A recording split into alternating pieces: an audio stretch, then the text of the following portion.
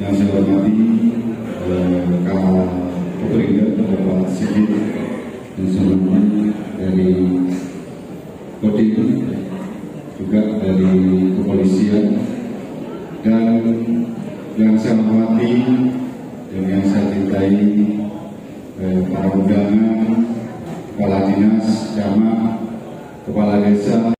Kegiatan pada siang hari ini akan disampaikan sambutan dari Bapak Asisten Waktu dan Tempat yang silakan.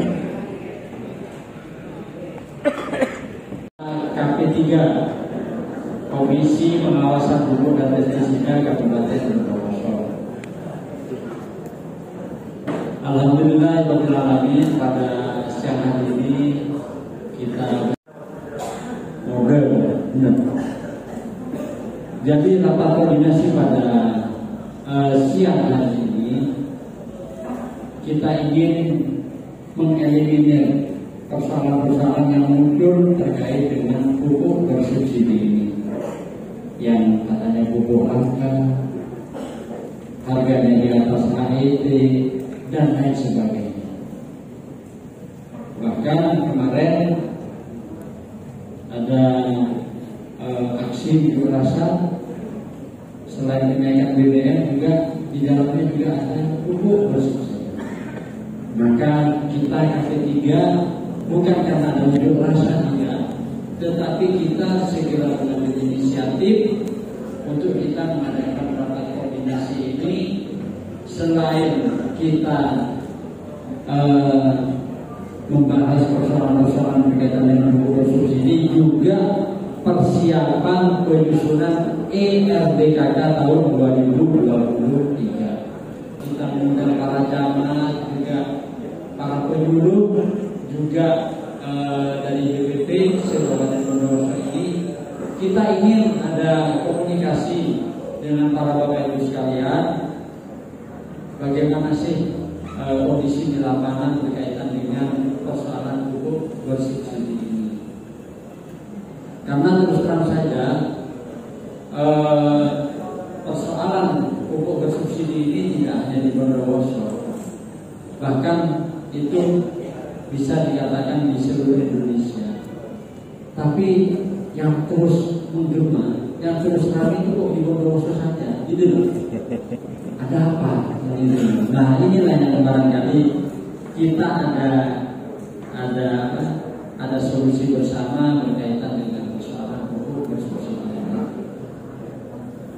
Dan perlu kami sampaikan juga kepada Bapak Ibu sekalian bahwa kebijakan pupuk bersubsidi ini telah diterbitkan Permentan 10 tahun 2022. Oleh karena itu nanti berkaitan dengan perubahan kebijakan ini,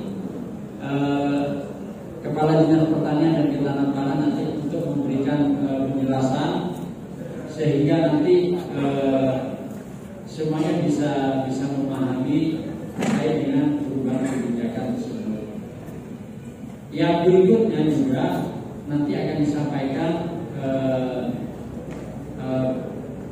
pengarahan oleh tim KP3, baik dari kejaksaan, dari kepolisian, maupun dari Kodim, juga mungkin juga dari Diskoperindak terkait dengan tugas dan fungsi masing-masing di KP3 ini. Sebelumnya kami menyampaikan terima kasih atas kehadiran Bapak Ibu sekalian, di mana telah mengganggu aktivitas Bapak Ibu sekalian. Tetapi sejatinya rapat ini akan dipimpin oleh Bapak Sekretaris Daerah.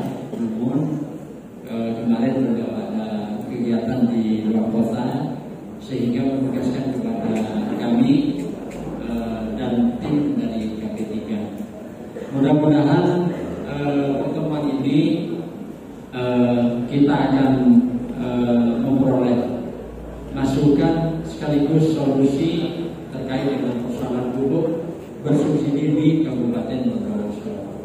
Sedikit saya sampaikan bahwa perubahan kebijakan Permentan 10 tahun 2022 ini, di mana sekarang pupuk bersubsidi sudah dibatasi ada 2 jenis pupuk, urea dan NPK.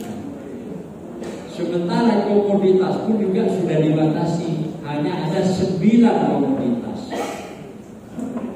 Bagaimana dengan yang menanam sayuran? Bagaimana dengan yang menanam tembakau dan lain sebagainya? Karena sayuran itu tidak masuk di dalam 9 komoditas tersebut. Nanti silakan Pak Kadis Pertanian untuk menyampaikan perubahan kebijakan pupuk bersubsidi ini. Saya kira itu Bapak Ibu sekalian, regulasi masalah perpupukan. Jadi pupuk ini saya lihat gejolaknya itu setiap setahun hampir sekali begitu. Jadi mulai 2021 itu di bulan Februari mencuat kami. Di 2022 ini mundur, tidak di Januari, Februari, tapi di bulan ini mulai bulan Juli, Agustus sampai September hingga sekarang ini. Bapak Ibu sekalian yang saya hormati, yang pertama regulasi ini diambil dengan Permentan nomor 10 tahun 2022. Ini ada perubahan yang sangat mendasar.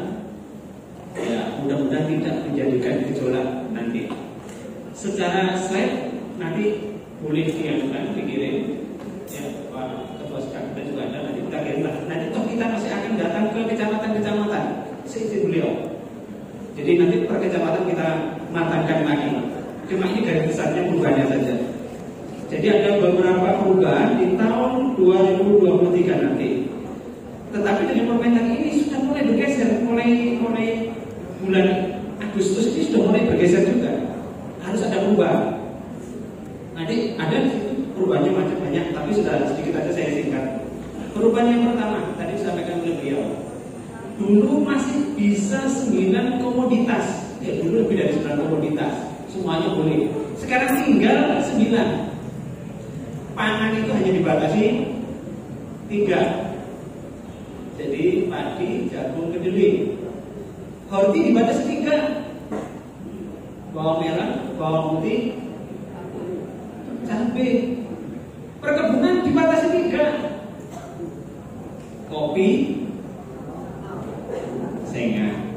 Kopinya kopi rakyat. Kopi, kakao dan tebu, sengat.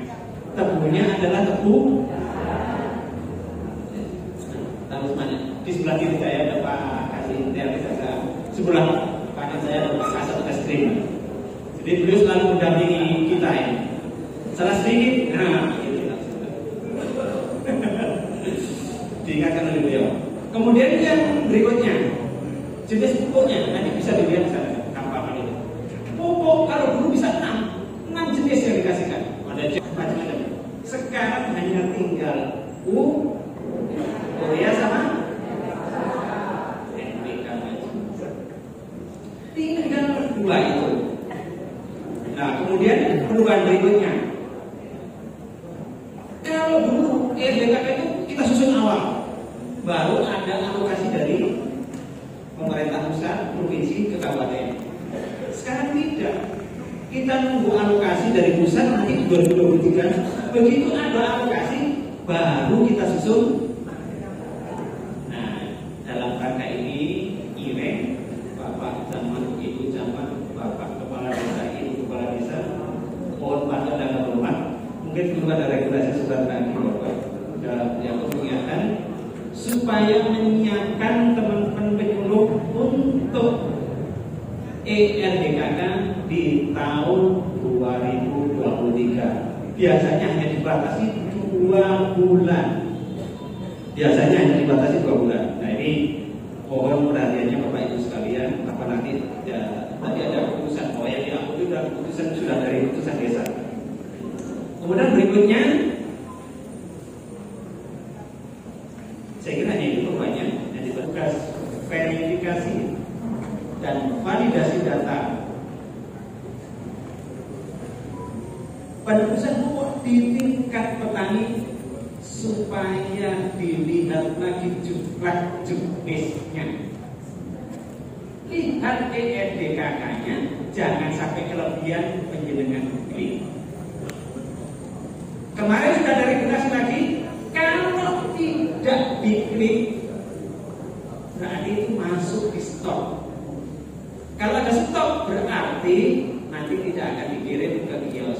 Kalau tidak dikirim ke kios, penjenengan segera lapor biar nanti diperingatkan oleh PI Pupuk Indonesia. Nah ini kebijakan kemarin susah kita ini pilih di demo petani apa mau kita klik. Jadi sebuah pilihan yang susah kemarin. Hari ini mudah-mudahan ke depan menjadi penyusup bagi kita semua. Demikian mungkin yang 3 kuintal, ya, bahkan bisa 4 kuintal kalau kita tidak pantau. Karena para pekerja itu kalau tidak sampai buruk itu rasanya tak puas ya. Sehingga kebiasaan seperti itu jadi sampai sekarang masih berlaku. Di samping itu juga ada pengurangan. Sekarang per hektarnya mungkin hanya 1 kuintal sampai dengan 2 kuintal. Tentu ini yang sisanya ini dari mana? Nah ini yang perlu pemahaman barangkali dari para petani. Selanjutnya untuk pengawasan yang saya hormati Bapak Brahma, asisten 2 pertama ya. Kita pernah turun juga dengan dinas pertanian, dengan perekonomian juga turun ke lapangan. Persoalannya sama saja sebenarnya. Persoalan dibawa pada saat pendistribusian. Ya. Pada saat pendistribusian harusnya dilakukan sebagaimana aturan yang ada. Ya. Sebagaimana aturan yang ada. Ya. Oke lah, alasan pertama ya, stok pupuk dari pusat berkurang umpamanya. Tapi pada kenyataan yang kita temukan di lapangan ada persoalan yang cukup ya signifikan. Contoh seperti yang viral beberapa waktu yang lalu, ada yang sudah mati kok masih dapat, ya, rasanya seperti itu.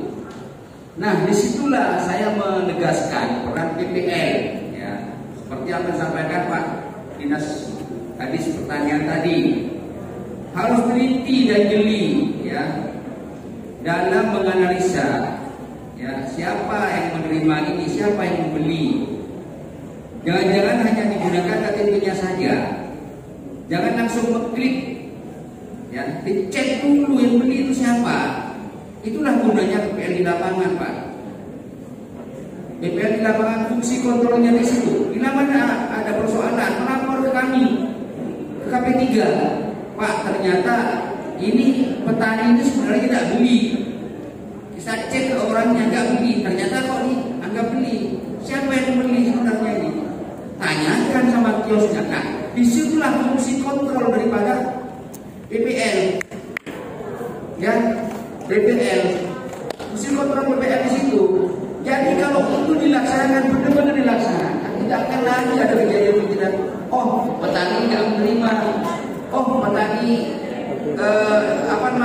dipakai namanya. Ya, nggak ada persoalan itu. Kalau itu betul-betul dilaksanakan. Dan persoalan ini sempat kami periksa memang ada kelalaian daripada PPL. Itu saya sampaikan ke Pak Kadis.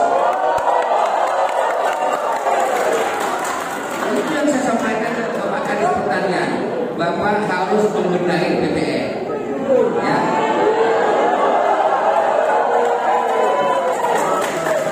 Kenapa kok tepuk tangan bener apa enggak nih? Kenapa? Salah. Nah, kalau orang beli pupuk diverifikasi nggak sama BPN? Pikir nggak? Kenapa?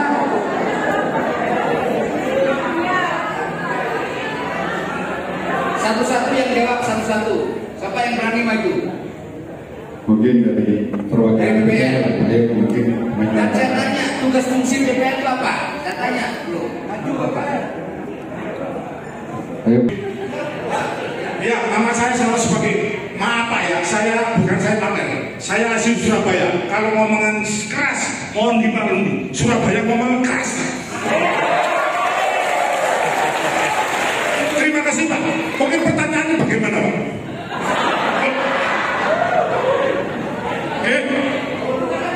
Bapak itu tugasnya di lapangan apa PPL itu? Gini Pak, sebatas RDKK memandu kelompok tani membuat RDKK, memandu Pak, mendampingi juga di dalam memandu, G.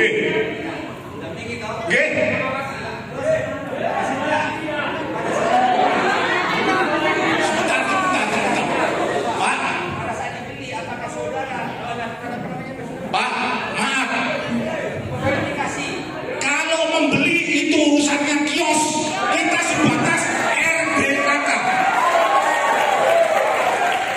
Oke Pak, oke. Kalau ada apa Pak pembeli nanti ada petugas verbal. Iya. Saudara nggak? Iya. Verbal, iya Pak.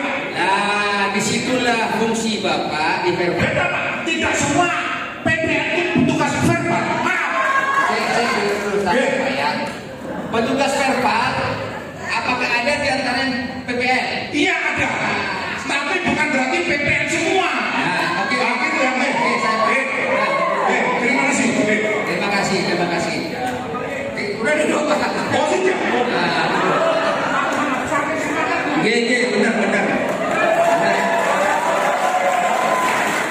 Jadi Bapak Ibu sekalian ya, fungsi PPL itu bagaimana membuat RDKK yang valid. Ini RDKK ya. Tadi udah bilang tadi kan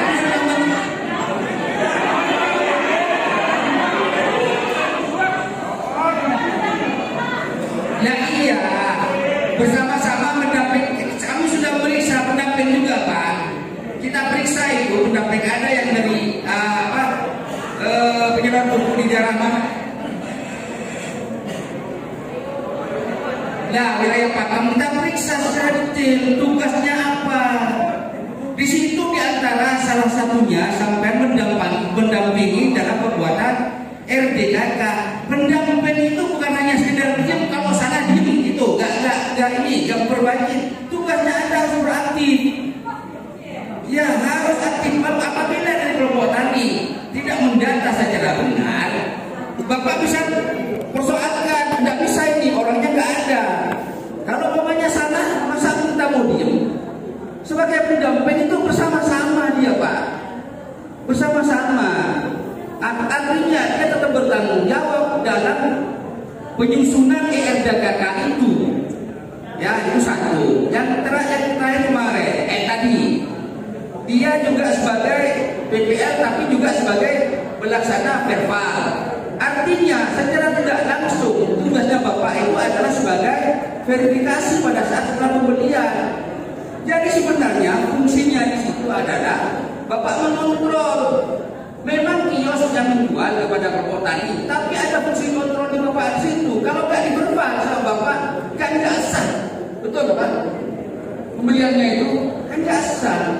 Jadi mari kita benahi secara bersama-sama. Ini persoalan klasik kok dari tahun-tahun. Dari tahun-tahun ya ini modelnya. Kok ada pembeli yang nggak menerima, kok KTP-nya dipakai orang lain. Lah di mana letak salahnya? Salahnya di antara itu kios ke pembeli. Di situ ada pendamping, di situ ada petugas verbal. Apakah kalau sadar petugas pendamping diam? Harusnya menegur. Karena pendamping ada wakil dari dinas pertanian. Ya bukan saya mau ini loh Pak, mau menggurui. Saya merasa tugasnya seperti itu. Ya. Jadi Bapak di bawah itu digaji oleh negara sebagai pendamping untuk mengawal proses distribusi dari mana? Dari kios ke petani, ke kelompok tani. Kalau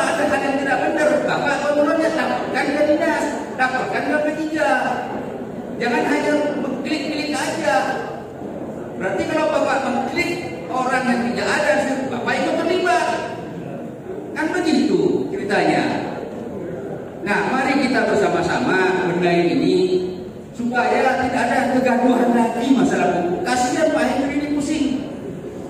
Dia tuh Pak, pusing tuh Pak. Ya. Apa yang putih rambutnya putih semua Pak. Kasihan Pak Hendri. Nah, nanti diperiksa oleh APH lagi. Padahal persoalannya hanya di bawah. Pada saat pendistribusian. Nanti diperiksa lagi, ditangkap oleh Pak Kasat Reskrim. Jangan sampai terjadi lagi model seperti itu. Ya, saya rasa itu mari kita bersama-sama berkomitmen. Ya, setuju nggak pendamping ini? Yang semangat dong. Setuju nggak? Setuju, harus setuju Pak. Ya, nanti kalau namanya diperiksa APH, monggo mau bertanya ayo, silakan.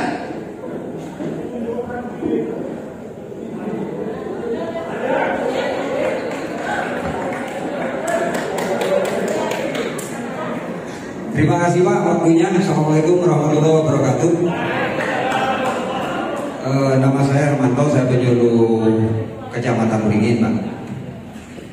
Dalam hal ini mungkin ada beberapa hal yang ingin kami luruskan kita sebagai PPL. Saya PPL bukan tim verbal Pak ya. Yang pertama adalah tadi dikatakan bahwa kita itu harus mengawasi distribusi pupuk itu. Jadi apabila penebusan pupuk itu bukan orangnya atau hanya dipinjam KTP-nya, itu kita yang ikut. Nah, cuman dalam hal ini mungkin Pak, yang harus saya indikan bahwa tugas kita juga bukan hanya mengawasi pupuk. Apabila misalkan seperti itu yang dibebankan sama kita, sedangkan petani itu menebus pupuk di kios itu bisa pagi, bisa siang, bisa sore. Dan kita kan nungguin kios pupuk Pak, tidak bisa ke yang lain-lain. Itu pertama. Nah terus yang kedua, kalau masalah data pupuk ini Pak, dari tahun ke tahun memang usaha dari kita itu untuk selalu memperbaiki. Validnya LDKK itu adalah harga mutlak BPL Pak. Kita selalu berusaha untuk itu. Ya, ini komentar. Cuman Pak, untuk menghimpun data yang sebanyak itu bukan perkara yang gampang. Data statistik saja sensus penduduk yang banyak anggarannya itu Pak ya, yang per kepala berapa itu juga masih ada kesalahan-kesalahan. Apalagi kita, ya, apalagi kita. Ya, itu teman-teman yang bilang bukan saya cuma sampai apalagi kita. Nah cuman yang jelas apabila nanti ada kita dalam rangka memperbaiki ya. Terima kasih masukannya. Setidak-tidaknya kita harus berusaha. Ya. PPL ini dalam satu desa satu PPL ya.